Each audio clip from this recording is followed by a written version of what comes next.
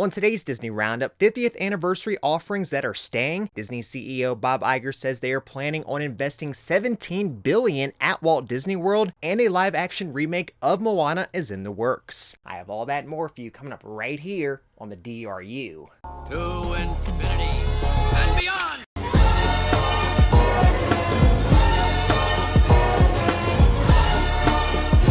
I'm in the mood to help you, dude. You ain't never had a friend like me. Hey everyone, Jeff here, and welcome to the Disney Roundup, where I bring you up to date with all the latest Disney and Disney Parks news each and every single week.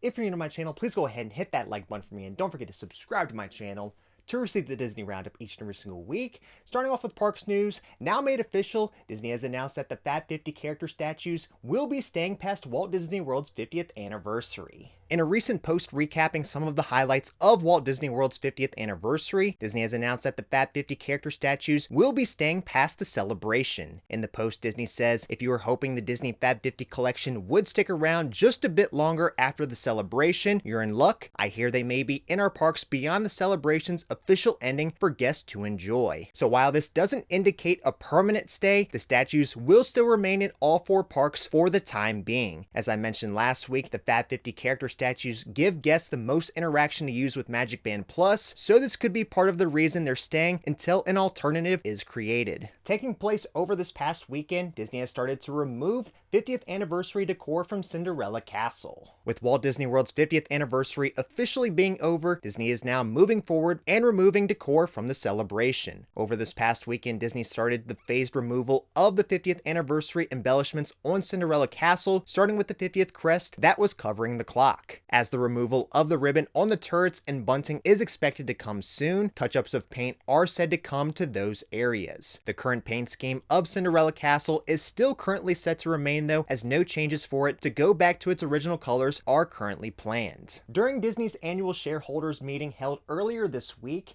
current CEO Bob Iger says that Disney is planning on investing $17 billion into Walt Disney World over the next 10 years. Earlier this week, during this year's Disney annual shareholders meeting, in a response to a question regarding the new Reedy Creek Improvement District, Disney CEO Bob Iger said they are planning to invest $17 billion into Walt Disney World over the next 10 years. Iger said this would create 13,000 jobs across the resorts and, of course, bring in more tourists. As to what some of those plans are, were not said, as Iger didn't further discuss what some of their future projects at the resort will be. We can assume, though, Disney may have some ideas planned for the future, given the Blue Skies portion of the parks panel at last year's D23 Expo, where ideas were thrown out on new lands and expansions at Magic Kingdom and a retheming of Dino Land USA at Animal Kingdom. As always, make sure you're subscribed and stay tuned, and I'll let you know of any of Disney's future projects. Guests planning on visiting Hollywood studios this month, be aware Disney is cutting Fantasmic down to 1 show per night. Now showing on the Walt Disney World website on the Fantasmic page, the nighttime show is now only listed for 1 performance a night starting at the end of this month. Currently, Fantasmic has 2 showings per night, being at 8:30 and 10 p.m. However, starting Sunday, April 23rd, Fantasmic will be reduced to just 1 performance a night, being at 9 p.m. Only 1 performance of Fantasmic currently shows as scheduled through the beginning of June. Now, with higher crowds expected, I would assume a second show would return each night sometime during the summer. With Walt Disney World's 50th anniversary now officially over, Magician Mickey has returned to meeting and greeting guests at Magic Kingdom.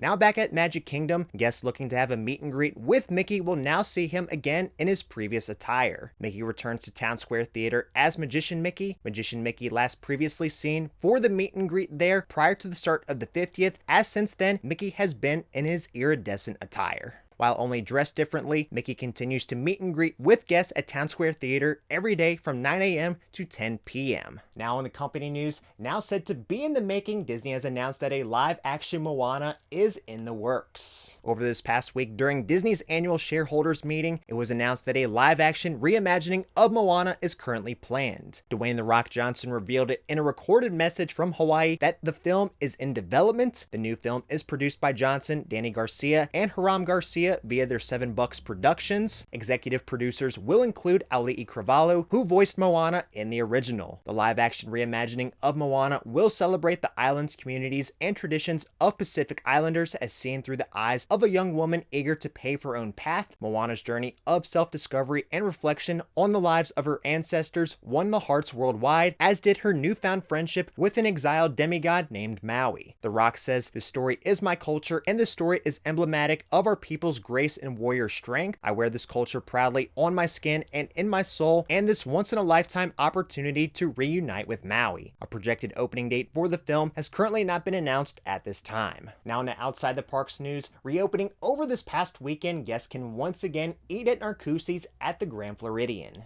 Narcoossee's at the Grand Floridian officially reopened over this past weekend on April 1st, welcoming guests back into its soothing space designed to celebrate coastal cuisine. Narcoossee's equally as famous for its waterfront views of Magic Kingdom as it is for its sophisticated food dishes. Chef Noah Estabrook and his team debuted their new menu, which takes inspiration from flavors that are local to Florida and the southeastern coast in new dishes, as well as some that may be familiar to returning guests. One of the standout items guests can look forward to trying is the new ocean-inspired charcuterie board, a fresh take on a classic featuring ahi tuna, pastrami, charred octopus, and house-made sausage from the sea. If you'd like to see the new Narcoossee's menu, I'll leave a link to that in the description down below. Following the most recent discount announced for DVC members, annual pass holders now have a discount to save on Galactic Starcruiser voyages. Disney has now released a new special offer where annual pass holders can save up to 30% on Star Wars Galactic Starcruiser voyages this spring and summer. Annual pass holders can take up on this offer on select dates starting this month, going all the way through June. When checking in for the voyage, the pass holder must present a valid Walt Disney World annual pass at the check-in. Now, I feel like I've been saying this a lot lately, but here we have yet another discount for a special offer rolled out to try to get people to take a voyage on the Starcruiser. With the rate discounts have been rolled out, I think one all guests would be able to use would be coming soon, along with probably the inevitable